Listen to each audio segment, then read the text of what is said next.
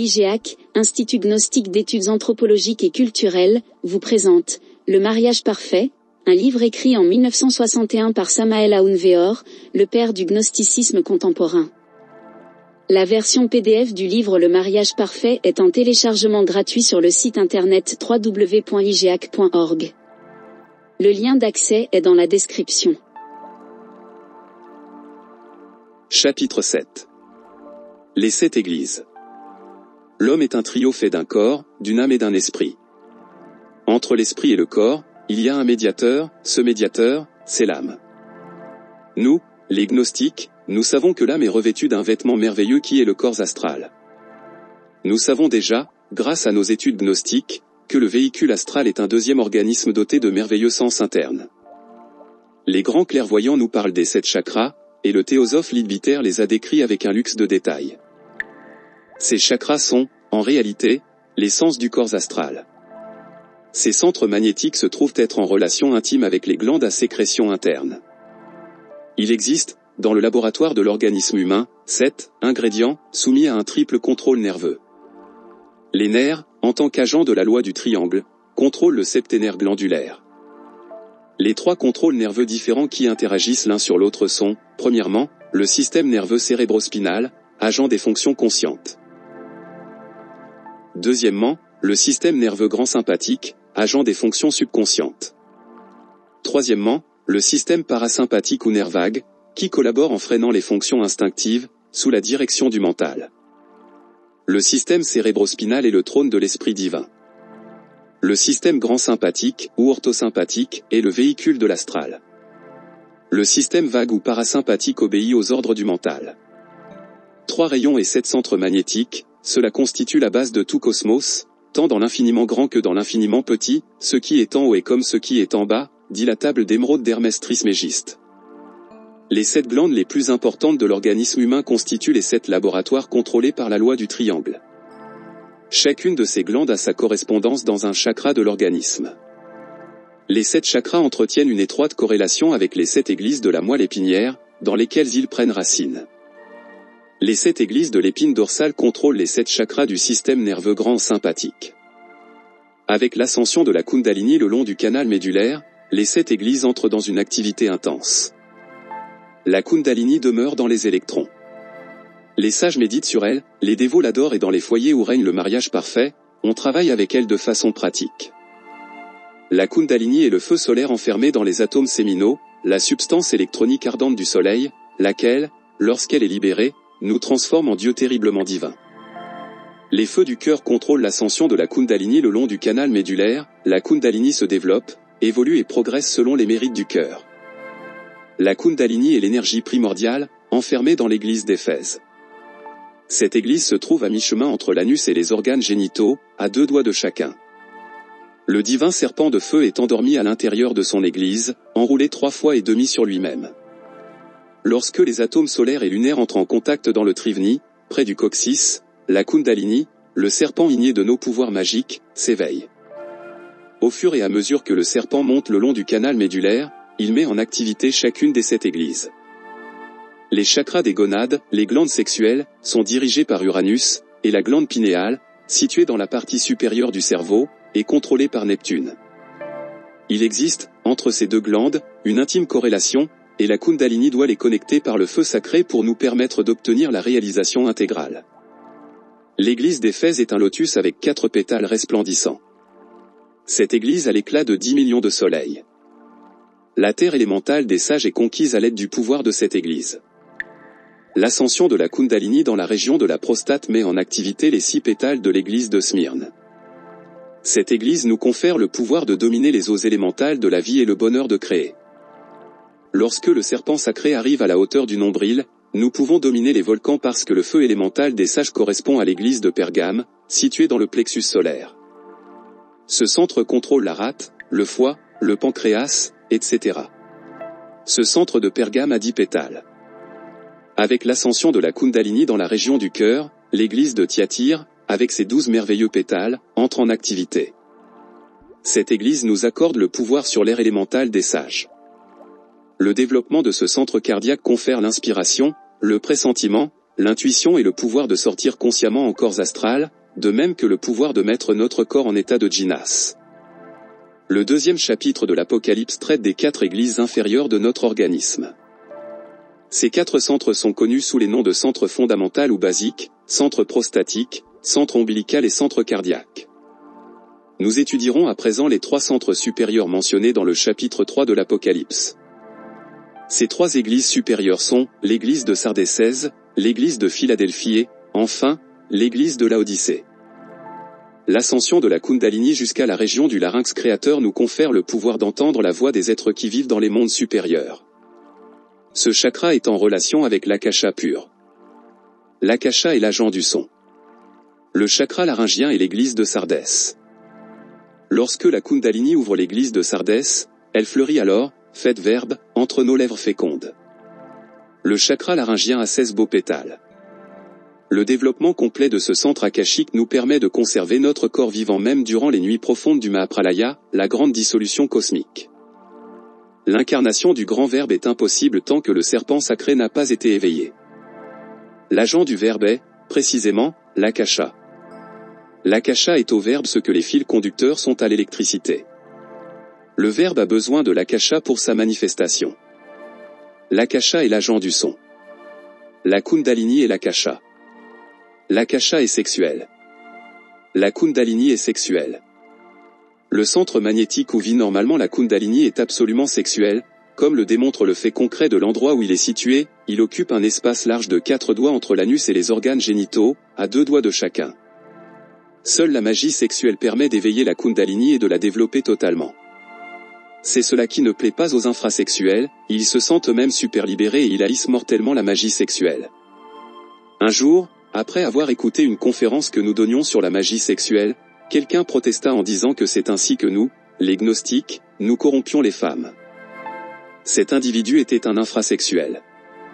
L'homme a protesté parce que nous enseignons la science de la régénération, mais en revanche, il n'a pas protesté contre le sexe intermédiaire, ni contre la prostitution, ni contre le vice de l'onanisme, et n'a pas dit que les gens qui s'adonnaient à ces pratiques étaient corrompus. Il a protesté contre la doctrine de la régénération, mais pas contre la doctrine de la dégénérescence. C'est ainsi que sont les infrasexuels. Ils se sentent immensément supérieurs à toutes les personnes de sexualité normale. Ils protestent contre la régénération, mais ils défendent la dégénérescence. Les infrasexuels ne pourront jamais incarner le verbe. Ils crachent sur le sanctuaire sacré du sexe et la loi les châtie en les précipitant à l'abîme pour toujours. Le sexe est le sanctuaire du Saint-Esprit. Lorsque la Kundalini arrive à la hauteur de l'espace entre les sourcils, l'église de Philadelphie s'ouvre. Celle-ci est l'œil de la sagesse. Le Père qui est en secret demeure dans ce centre magnétique. Le chakra de l'entre-sourcil a 2 pétales fondamentaux et un grand nombre de radiations resplendissantes. Ce centre est le trône du mental. C'est le centre de la clairvoyance. Aucun véritable clairvoyant ne dit qu'il est clairvoyant. Aucun véritable clairvoyant ne dit « j'ai vu ». Le clairvoyant initié dit « nous avons pensé que, nous estimons que ». Tout clairvoyant a besoin de l'initiation. Le clairvoyant sans initiation risque de tomber dans des erreurs très graves. Le clairvoyant qui vit en racontant ses visions à tout le monde encourt le risque de perdre sa faculté. Le clairvoyant bavard peut aussi perdre son équilibre mental. Le clairvoyant doit être discret, humble et modeste. Le clairvoyant doit être comme un enfant. Lorsque la Kundalini parvient à la hauteur de la glande pinéale, l'église de Laodicée s'ouvre. Cette fleur de lotus a 1000 pétales resplendissants. La glande pinéale est influencée par Neptune. Lorsque cette église s'ouvre, nous recevons la polyvoyance, l'intuition, etc. La pinéale se trouve en relation intime avec les chakras des gonades, des glandes sexuelles. À plus grand degré de puissance sexuelle, plus grand degré de développement de la glande pinéale. À moindre degré de puissance sexuelle, moindre degré de développement de la glande pinéale. Uranus dans les organes sexuels et Neptune dans la glande pinéale s'unissent pour nous conduire à la réalisation totale. Dans les écoles de régénération, que les infrasexuels détestent mortellement, on nous enseigne à travailler de façon pratique avec la science d'Uranus et de Neptune. Le sentier de la Croix-Tau comporte 3 sentiers, la science de la régénération constituant le 4e sentier, la Croix-Tau est ainsi dotée d'une 4e branche, d'une tête, ce qui en fait une croix parfaite. On a dit beaucoup de choses sur les 4 chemins. Nous, les gnostiques, nous parcourons en pleine conscience le 4e chemin. Durant l'acte sexuel, nous transmutons les instincts brutaux du corps physique en volonté, les émotions passionnelles de l'astral en amour, les impulsions mentales en compréhension, et finalement, en tant qu'esprit, nous réalisons le grand œuvre. C'est ainsi que, dans la pratique, nous parcourons les 4 chemins. Nous n'avons pas besoin de devenir des fakirs pour le premier sentier, ni des moines pour parcourir le second sentier, ni des érudits pour le 3e sentier. Le sentier du mariage parfait nous permet de parcourir les 4 sentiers pendant l'acte sexuel lui-même. Les 7 premiers versets du second chapitre de l'Apocalypse parlent du centre coccygien. L'église d'Éphèse est dans ce centre. Le serpent igné se trouve enroulé 3 fois et demi dans ce centre créateur. Celui qui éveille le serpent et le fait monter par sa moelle épinière reçoit l'épée flamigère et rentre alors dans l'Éden. La rédemption de l'homme réside dans le serpent, mais nous devons être en garde contre l'astuce du serpent. On doit contempler le fruit défendu et aspirer son arôme, mais rappelez-vous ce qu'a dit le Seigneur Jéhovah, si vous mangez de ce fruit, vous mourrez. Nous devons jouir du bonheur de l'amour et adorer la femme. Un beau tableau nous ravit, une belle pièce de musique nous mène jusqu'à l'extase, mais une belle et adorable femme nous donne envie de la posséder dans l'acte. Elle est la vive représentation de Dieu Mère. L'acte sexuel avec l'adoré procure des délices indiscutables. La jouissance sexuelle est un droit légitime de l'homme. Jouissez du bonheur de l'amour, mais ne répandez pas le sémen. Ne commettez pas de sacrilège. Ne soyez pas fornicateurs. La chasteté nous convertit en Dieu. La fornication nous convertit en démons. Crumeller a dit, les Sétiens adoraient la grande lumière et ils disaient que le soleil dans ses émanations forme un nid en nous et constitue le serpent. Les Naasséniens disaient, vous tous serez des dieux si vous sortez d'Égypte et passez la mer Rouge. Crumeller nous raconte, dans son église gnostique, que cette secte gnostique avait, comme objet sacré, un calice dans lequel il prenait le sémen de Benjamin. Ce sémen, selon le maître Wiracocha, était composé de vin et d'eau. Le grand maître Crumeller dit que sur les autels des Naasséniens figurait toujours le symbole sacré du serpent sexuel. Réellement, le pouvoir, la force qui a accompagné Moïse dans son pèlerinage, c'est le serpent sur le bâton qui s'est ensuite transformé en le bâton lui-même. C'est ce serpent qui a dévoré les autres serpents et qui a tenté Ève. Le sage Wiracocha, dans un autre passage de son œuvre immortelle intitulée l'Église gnostique, dit encore, Moïse, dans le désert, a montré à son peuple le serpent sur le bâton et leur a dit que celui qui profiterait de ce serpent, ne subirait aucun mal durant le trajet. Le merveilleux pouvoir de Moïse résidait entièrement dans le serpent sacré de la Kundalini. Moïse a beaucoup pratiqué la magie sexuelle afin d'élever le serpent sur le bâton. Moïse avait une femme. Dans la nuit atterrante des siècles passés, les sublimes et austères hiérophantes des grands mystères furent les gardiens jaloux et vigilants du grand arcane. Les grands sacerdotes avaient juré le silence, et la clé de l'arche de la science était cachée aux yeux du peuple. Seuls les grands prêtres connaissaient et pratiquaient la magie sexuelle. La sagesse du serpent est la base des grands mystères, elle était cultivée dans les écoles de mystères d'Égypte, de Grèce, de Rome, de l'Inde, de la Perse, de Troie, du Mexique aztèque et du Pérou des Incas, etc. Crumeller rapporte que, dans le chant d'Homère à Déméter, trouvé dans une bibliothèque russe et en relation avec d'autres papyrus, on voit que tout tournait autour de l'acte sexuel et que dans ces mystères, on décrivait un fait physiologico-cosmique d'une grande transcendance.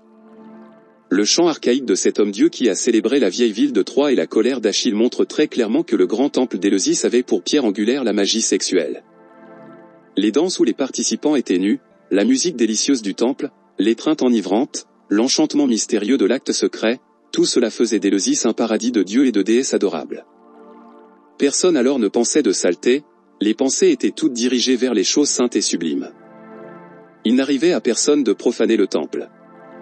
Les couples savaient se retirer à temps pour éviter de répandre le vin sacré. Osiris, le principe masculin, apparaît, en Égypte, face à Isis, l'éternel et adorable principe féminin. Dans ce pays ensoleillé de Khem, Jésus, le Seigneur de toute perfection, a aussi travaillé avec le grand arcane Azedef, lorsqu'il se trouvait, précisément, dans sa période de préparation initiatique avant que commence sa mission. Ainsi est-il écrit dans les Mémoires de la nature. En Mésopotamie, Ishtar et Tammuz s'aimaient intensément, en Phénicie, Baal et Anat, dans l'Attique, Hadès, Pluton, et Perséphone, Apollon et Artémis. Et comme dit le docteur Arnold Krummeller, on parlait clairement en ce qui les concernait du phallus et de l'utérus, c'est le lingamionie des mystères grecs. Les grands prêtres d'Égypte, vieux héritiers de la sagesse archaïque des Atlantes, ont représenté le grand dieu Ibistote avec le membre viril en état d'érection, et Krummeller raconte que sur ce phallus en érection, on avait écrit ces mots, dispensateur de la raison. À côté de l'inscription resplendissait glorieusement une fleur de lotus. Les vieux sages de l'Égypte sacrée ont gravé sur leur mur millénaire le symbole divin du serpent sexuel. Le secret de la magie sexuelle était incommunicable. C'est le grand arcane. Les malheureux qui divulguaient l'indicible secret étaient condamnés à la peine de mort, on les conduisait dans une cour pavée, devant un mur millénaire couvert de peaux de crocodile et d'hiéroglyphes indéchiffrables, on leur coupait la tête, on leur arrachait le cœur, leur corps était incinéré et leurs cendres maudites étaient jetées aux quatre vents. Il nous vient en ce moment à la mémoire le cas de Jacques Cazotte, le grand écrivain français qui a péri sur la guillotine durant la Révolution française. Cet homme, lors d'un banquet célèbre, a prophétisé sa propre mort et le sort fatal qui attendait un groupe de nobles initiés qui projetaient la divulgation du grand arcane. Aux uns, il prophétisa la guillotine, aux autres le poignard, le poison, la prison, l'exil. Ces prophéties se sont accomplies avec une absolue exactitude. Au Moyen Âge, quiconque divulguait le grand arcane mourait mystérieusement, soit par des tuniques de Nessus, des savons empoisonnés qui étaient déposés comme cadeau d'anniversaire à la porte du condamné, ou par des bouquets de fleurs au parfum fatal, ou des gâteaux contenant des substances mortelles, ou, plus radicalement, par le poignard. Le grand arcane est la clé de tous les pouvoirs, la clé de tous les empires. Les pouvoirs de la nature se déchaînent contre les audacieux qui essaient de la dominer. Les grands hiérophantes cachent leurs secrets et les rois divins ne livrent à aucun mortel la clé secrète de leur pouvoir. Malheur au mortel qui, après avoir reçu le secret du grand arcane, ne sait pas en profiter, il aurait mieux valu pour lui ne pas être né, ou s'accrocher au cou une pierre de moulin et se jeter au fond de la mer. La nature n'est pas intéressée à la réalisation cosmique de l'homme et cela est même contraire à ses propres intérêts. C'est la raison pour laquelle elle s'oppose de toutes ses forces à l'audacieux qui veut la dominer. Voici le moment opportun de rappeler une anecdote curieuse. Un jour, un pauvre douanier se promenait sur une plage, au bord de la mer. Soudain, quelque chose attira son attention, il aperçut, dans le sable fouetté par les vagues furieuses de la mer des Caraïbes, un objet en cuir. L'homme s'approcha et, à sa grande surprise, il découvrit une petite valise de cuir noir. Il se rendit aussitôt à la commanderie du port et remit l'objet à son supérieur. Sa mission accomplie, il revint chez lui. Lorsque, le matin suivant, il retourna à son travail, l'officier supérieur, en proie à une grande colère, lui donna une pièce de 30 sous tout en lui disant « Imbécile. Voilà ce que tu mérites. Prends cette pièce et va te pendre, tu ne mérites pas de vivre. Tiens, achète avec ça une corde et pends-toi au premier arbre. La chance est venue à toi et tu l'as méprisée. Dans la mallette que tu m'as remise, il y avait près d'1 million de dollars. Va-t'en d'ici. Hors d'ici, imbécile. Tu ne mérites pas de vivre. » Voilà, réellement, le sort fatal qui attend ceux qui ne savent pas profiter du très précieux trésor du grand arcane. Cela ne mérite pas de vivre.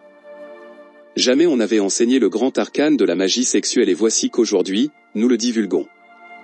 Malheur à ceux qui, après avoir rencontré sur leur chemin le trésor des rois, le dédaignent, comme le douanier de notre histoire. Le trésor du grand arcane vaut encore plus que la fortune trouvée par l'employé des douanes. Mépriser cela, c'est être vraiment un imbécile. Pour éveiller la Kundalini, on a besoin de la femme. Cependant, nous devons avertir l'initié qu'il ne doit pratiquer la magie sexuelle qu'avec une seule femme. Ceux qui pratiquent la magie sexuelle avec plusieurs femmes commettent le crime d'adultère. Ceux-là ne pourront pas progresser dans ces études. Il existe, malheureusement, certains individus qui utilisent la magie sexuelle comme un prétexte pour séduire des femmes. Ces gens sont des profanateurs du temple. Les hommes de cette espèce tombent inévitablement dans la magie noire. Nous avertissons les femmes de faire très attention à ces personnages pervers de la sexualité. Il existe aussi un certain nombre de femmes qui, sous le prétexte, disent-elles, de se réaliser à fond, s'unissent avec n'importe quel homme. Ce que ces femmes passionnelles veulent, c'est assouvir leurs désirs charnels. Le monde restera toujours le monde, et depuis que nous avons commencé à divulguer le grand arcane, ont apparu, comme il fallait s'y attendre, les pourceaux qui foulent aux pieds et bafouent la doctrine, puis meurent empoisonnés par le pain de la sagesse. Le culte de la magie sexuelle ne peut être pratiqué qu'entre mari et femme. Nous tenons à faire cette précision pour éviter les entreprises de séduction et les rapts charnels, de même que la sainte luxure passionnelle.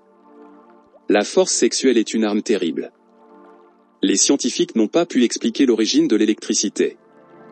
Nous affirmons, quant à nous, que la cause de l'électricité doit être cherchée dans la force sexuelle universelle. Cette force ne réside pas seulement dans les organes sexuels, mais aussi dans tous les atomes et électrons de l'univers. La lumière du soleil est un produit de la sexualité, un atome d'hydrogène s'unit sexuellement avec un atome de carbone pour produire la lumière solaire. L'hydrogène est masculin, le carbone est féminin. De l'union sexuelle des deux résulte la lumière solaire. Les études sur les processus du carbone s'avèrent très intéressantes, ces processus sont en rapport avec la gestation de la lumière. La causa causarum de l'électricité doit être recherchée dans le feu serpentin universel. Ce feu demeure dans les électrons. Les sages méditent sur lui, les mystiques l'adorent, et ceux qui suivent le sentier du mariage parfait travaillent de façon pratique avec lui. La force sexuelle, dans les mains des magiciens blancs et des magiciens noirs, est une arme terrible. La pensée attire à l'épine dorsale le fluide sexuel pour le déposer dans sa bourse propre. Par l'écoulement fatal de ce fluide, des milliards d'atomes solaires sont perdus. Le mouvement spasmodique de contraction sexuelle qui suit l'émission du sémen provoque l'absorption, dans les enfers atomiques de l'homme, de milliards d'atomes sataniques qui remplacent les atomes solaires perdus. C'est ainsi que nous formons le diable en nous. Lorsque nous réfrénons l'impulsion sexuelle en nous, le merveilleux fluide retourne alors au corps astral en multipliant ses ineffables splendeurs. C'est ainsi que nous formons le Christ à l'intérieur de nous. Ainsi donc, nous pouvons, avec l'énergie sexuelle, former en nous le Christ ou le diable. Le grand maître, en sa qualité de Christ cosmique incarné, a dit « Je suis le pain de vie, je suis le pain vivant. Si quelqu'un mange de ce pain, il vivra éternellement. Celui qui mange ma chair et boit mon sang aura la vie éternelle et je le ressusciterai. Celui qui mange ma chair et boit mon sang demeure en moi, et moi en lui. Le Christ est l'âme solaire, l'esprit vivant du soleil. Celui-ci, avec sa vie, fait croître l'épi de blé, et dans le grain, dans la semence, et déposer toute la puissance du logo solaire. Dans toute semence végétale, animale ou humaine se trouve enfermée, comme dans un étui précieux, la substance christonique du logo solaire. En faisant retourner l'énergie créatrice vers l'intérieur et vers le haut, alors germe, naît en nous un enfant merveilleux, un corps astral christifié. Ce véhicule nous confère l'immortalité. C'est notre cresto médiateur. Au moyen de ce véhicule, nous parvenons au Père qui est en secret. Nul ne va au Père que par moi, a dit le Seigneur de toute perfection. Le fantôme astral que possèdent les mortels n'est rien d'autre qu'une ébauche d'homme. Il n'a même pas d'unité. Cette figure fantomatique est un antre de démons, une tanière où vivent toutes sortes d'oiseaux sales et abjects. À l'intérieur de ce fantôme astral vit le moi, le diable. Celui-ci est une légion infernale. Il est une légion, de même qu'un corps se compose d'une multitude d'atomes, ainsi le « je », le moi, se compose de millions de petits moi, d'intelligences diaboliques, de répugnants démons qui se battent toujours entre eux. Lorsqu'une personne meurt, c'est cela qu'elle devient, une légion. La personne en elle-même devient poussière. Seule reste vivante cette légion de moi. Les clairvoyants ont l'habitude de rencontrer les désincarnés vêtus de diverses manières et en plusieurs endroits différents simultanément. La personne semble être devenue plusieurs personnes. Elle est une légion. Cependant, lorsque nous avons fait naître en nous un corps astral christique, nous continuons après la mort à vivre dans ce corps sidéral. Nous sommes alors réellement immortels. Ces personnes qui possèdent un corps astral christifié se retrouvent, après la mort, avec la conscience éveillée. Les désincarnés communs et ordinaires vivent, après la mort, avec la conscience endormie. La mort est, réellement, le retour à la conception fœtale. La mort est le retour à la semence. Quiconque meurt revient au ventre maternel totalement inconscient, endormi. Les gens n'ont même pas incarné leur âme. L'âme des personnes est désincarnée. Les personnes n'ont incarné seulement qu'un embryon d'âme. Les gens pervers n'ont pas même cet embryon d'âme. C'est seulement lorsque nous possédons un corps astral christifié que nous pouvons incarner l'âme. Les gens communs et ordinaires ne sont rien d'autre que des véhicules du moi. Le nom de chaque mortel est « Légion ». C'est avec la magie sexuelle seulement que nous pouvons faire naître à l'intérieur de nous l'astral christique. La tentation, c'est le feu. Le triomphe sur la tentation et lumière. Le désir refréné fera monter le liquide astral jusqu'en haut, jusqu'à la glande pinéale, et ainsi naîtra en nous l'Adam Christ, le surhomme. En excitant l'appareil sexuel afin de réaliser le coïté, le sémen est multiplié. Lorsqu'il n'est pas répandu, mais qu'il est transmuté, il nous convertit en Dieu. Le feu sexuel est l'épée avec laquelle le Dieu interne combat les ténébreux. Quiconque pratique la magie sexuelle ouvre les 7 églises. Celui qui, après avoir travaillé avec la Kundalini, répand son sémen, celui-là échoue inévitablement parce que la Kundalini descend alors du nous de plusieurs vertèbres selon l'ampleur de la faute. Nous devons lutter jusqu'à ce que nous obtenions la chasteté parfaite, sinon, dit l'Apocalypse, je viendrai à toi pour enlever ton candélabre de sa place si tu ne te corriges pas. La vapeur qui s'élève du système séminal ouvre l'orifice inférieur de la moelle épinière afin que le serpent sacré s'y introduise. Cet orifice se trouve fermé chez les personnes communes et courantes. La vapeur séminale des magiciens noirs est dirigée vers l'abîme. La vapeur séminale des magiciens blancs s'élève vers le ciel. Ouvrir l'église des fesses signifie éveiller la Kundalini. La couleur de ce centre est rouge sale chez le libertin, rouge-jaune chez l'initié et rouge-bleu chez le mystique initié. Les atomes solaires et lunaires s'élèvent à partir du système séminal. Les vapeurs séminales ont pour base les atomes du soleil et de la lune. Les vapeurs séminales sont transmutées en énergie. Les énergies se bipolarisent en positive et négative, en solaire et lunaire. Ces énergies montent par les canaux sympathiques Ida et Pingala jusqu'au calice. Ce calice, c'est le cerveau. Les 2 canaux sympathiques par où s'élève le sémen alors complètement converti en énergie sont les 2 témoins de l'Apocalypse, les 2 oliviers, les 2 colonnes du temple, les 2 candélabres qui se tiennent devant le Dieu de la terre, les 2 serpents qui s'enroulent sur le bâton du caducée de Mercure. Lorsque leur queue se touche, alors les atomes solaires et lunaires entrent en contact dans le coccyx près du Trivni, et alors s'éveille la Kundalini. Le serpent igné de nos pouvoirs magiques sort de la bourse membraneuse où il est enfermé et monte par le canal médulaire jusqu'au calice, le cerveau. Du canal médulaire partent certains fils nerveux qui connectent les 7 chakras ou plexus sympathiques avec la colonne vertébrale. Le feu sacré met en activité les 7 centres magnétiques. La Kundalini coordonne l'activité des 7 chakras de façon merveilleuse. Nous pourrions représenter tout ceci par un bâton avec cette belle rose brillante et parfumée, le bâton représenterait la colonne vertébrale, et les 7 roses figureraient les 7 chakras ou centres magnétiques. Les tiges délicates de ces 7 roses de feu ardent sont les fils ténus qui les rattachent à la colonne vertébrale. Dans le sémen, les puissances de la lumière combattent les puissances des ténèbres. L'avènement du feu est l'événement le plus grandiose du mariage parfait. Le centre où le serpent se trouve enroulé à 4 pétales dont 2 seulement sont en activité. Par l'initiation, les 2 autres entrent en activité. Le chakra prostatique a 6 précieuses couleurs, rouge, orange, jaune, vert, bleu et violet. C'est l'église de Smyrne. Ce centre est extrêmement important pour le magicien. Par ce centre, nous contrôlons l'acte sexuel. C'est le centre magnétique de la magie pratique. Le 3e centre, l'église de Pergame, est le cerveau des émotions.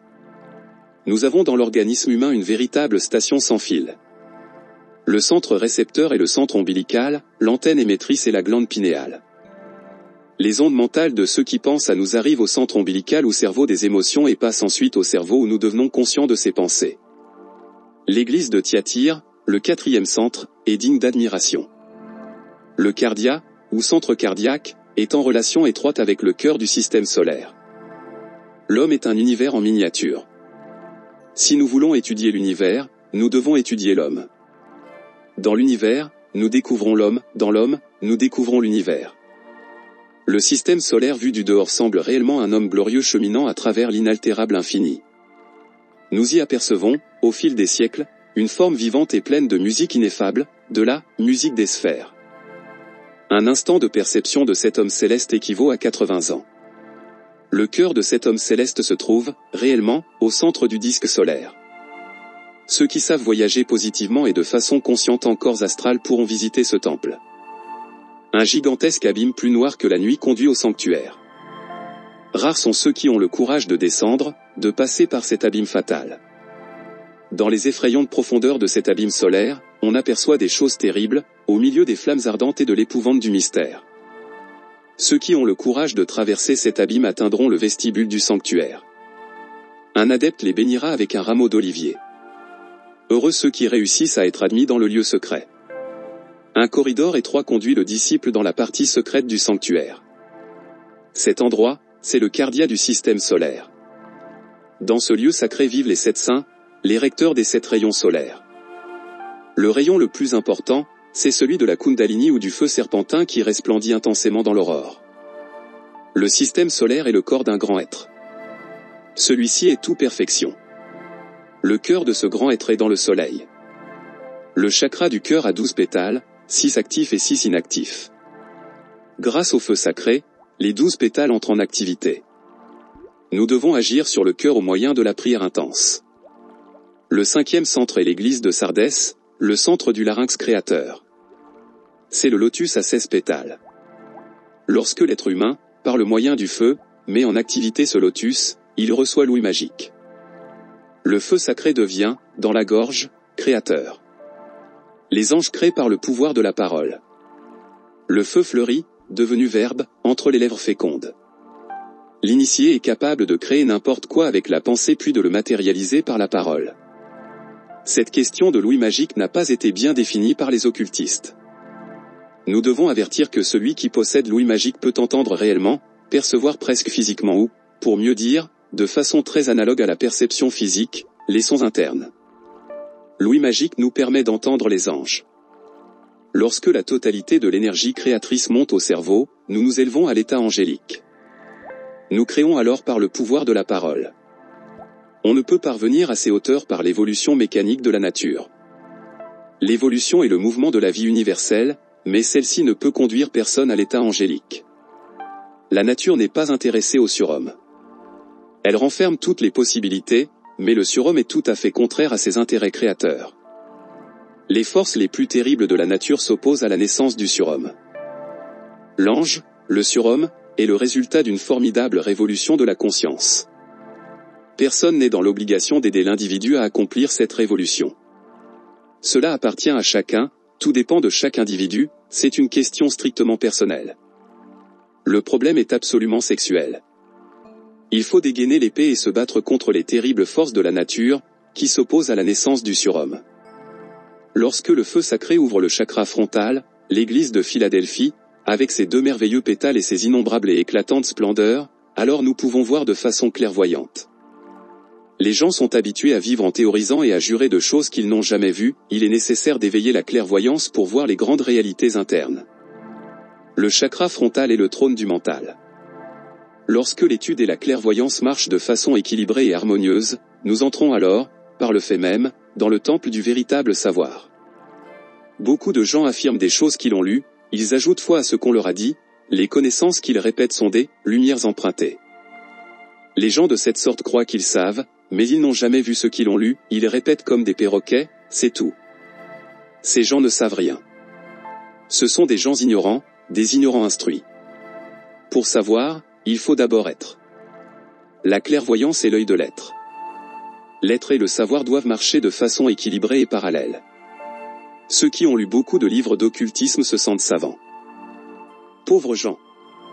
S'ils n'ont pas vu ce qu'ils ont lu, vous pouvez être certain qu'ils ne savent absolument rien. Il y a, dans le monde, toutes sortes de voyants. Le véritable clairvoyant ne dit jamais qu'il est clairvoyant. Tout étudiant en occultisme a tendance, lorsqu'il a ses premières visions clairvoyantes, à le raconter à tout le monde.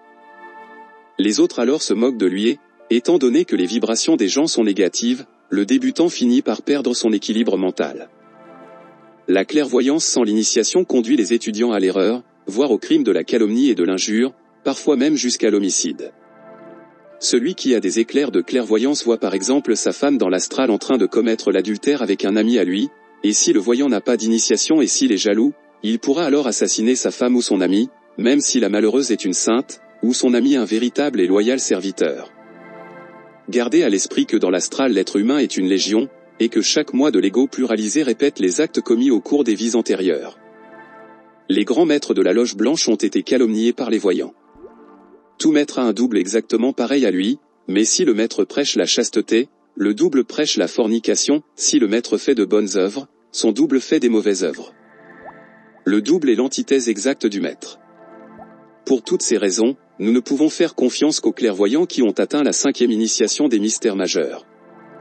vous devez, en outre, tenir compte qu'avant la 5e initiation des mystères majeurs, l'être humain ne dispose pas de véhicule christifié pour servir de temple à son Dieu interne. Ni l'âme, ni le Christ, ne peuvent entrer à l'intérieur de gens qui n'ont pas construit leur véhicule christique. Celui qui n'a pas incarné son âme n'a pas d'existence réelle. Il est une légion de moi, de je, qui lutte pour se manifester à travers le corps de l'homme. Parfois, c'est le je buveur qui agit, à d'autres moments, le je fumeur, le je assassin, le je voleur, le je amoureux, etc. Tous ces je sont en conflit. C'est pour cela que nous voyons une foule de personnes jurer de toujours appartenir au mouvement gnostique et qui, ensuite, se repentent et se déclarent ennemis de la gnose. Le moi qui jure d'être fidèle à la gnose est déplacé par un autre qui abhorre la gnose. Le moi qui fait un serment d'adoration à une femme est bientôt remplacé par un autre qui la déteste. Le moi est une légion de démons. Comment pourrions-nous avoir confiance en des clairvoyants qui n'ont pas encore incarné leur âme? L'homme qui n'a pas incarné son âme n'a pas encore de responsabilité morale. Pourrions-nous éventuellement faire confiance à des démons?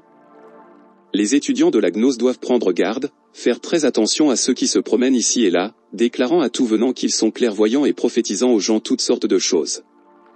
Le véritable clairvoyant ne dit jamais qu'il le est. Les maîtres de la 5e initiation des mystères majeurs sont discrets et très humbles. Aucun étudiant en occultisme n'est un maître.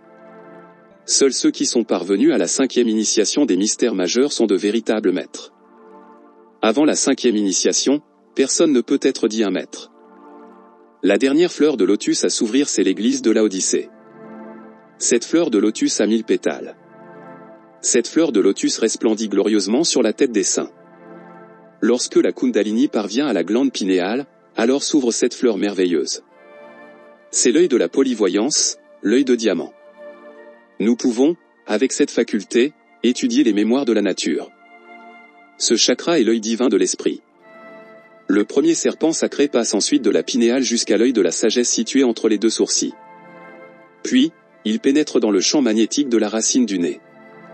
Quand il atteint l'atome du Père, situé à cet endroit, alors survient la première initiation des mystères majeurs. Personne n'est un maître par le seul fait qu'il a reçu la première initiation des mystères majeurs, cela signifie seulement qu'une personne de plus est entrée dans le courant qui conduit au nirvana. L'étudiant doit élever successivement les 7 serpents. Le second serpent appartient au corps vital, le troisième au corps astral, le quatrième au corps mental, le 5e au corps causal. Les 6e et 7e serpents sont ceux de l'âme conscience et de l'esprit divin. À chacun des 7 serpents correspond une initiation des mystères majeurs. Il y a 7 serpents, 2 groupes de 3 avec le couronnement sublime de la 7e langue de feu qui nous unit avec l'un, avec la loi, avec le Père. Nous devons ouvrir les 7 églises dans chaque plan de conscience cosmique. Le dévot devra recevoir, au cours de l'initiation, les stigmates du Christ. Chacun de ces véhicules internes doit être crucifié et stigmatisé.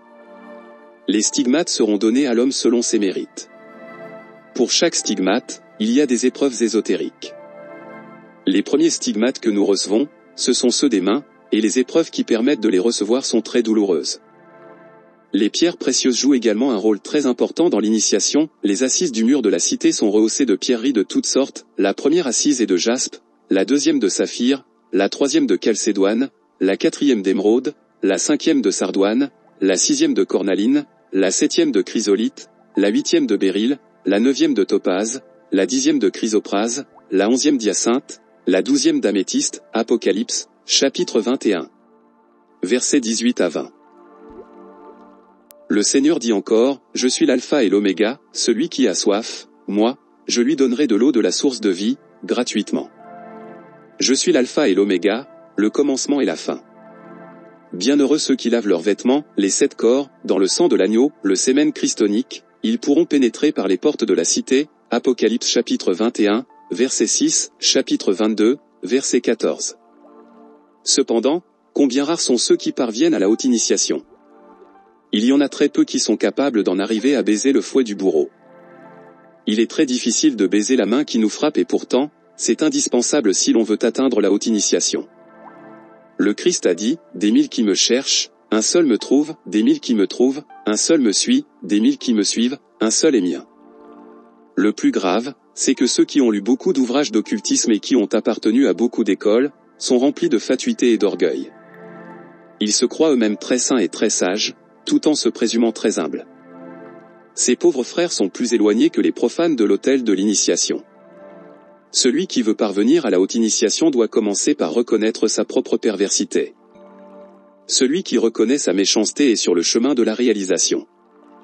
Rappelez-vous que le crime se cache aussi au milieu de l'encens de la prière. Reconnaître sa propre pourriture est difficile pour ceux qui ont lu énormément, ces gens se sentent pleins de sainteté et de sagesse.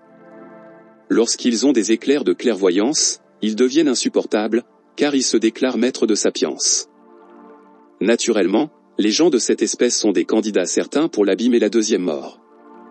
L'abîme est rempli de gens sincères qui se sont trompés, de gens remplis de très bonnes intentions. Lorsque l'initié a fait jaillir une partie de son feu créateur par sa tête, il lance sa couronne au pied de l'agneau. Saint Jean parle des 24 vieillards qui lancent leur couronne d'or au pied du trône du Seigneur. Le cavalier du chapitre 19 de l'Apocalypse porte un ruban sur sa cuisse.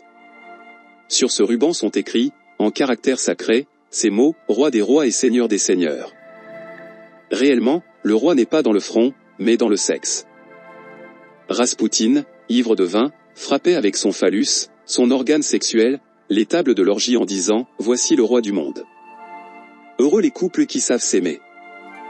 Grâce à l'acte sexuel, nous ouvrons les 7 églises de l'Apocalypse et nous nous convertissons en Dieu.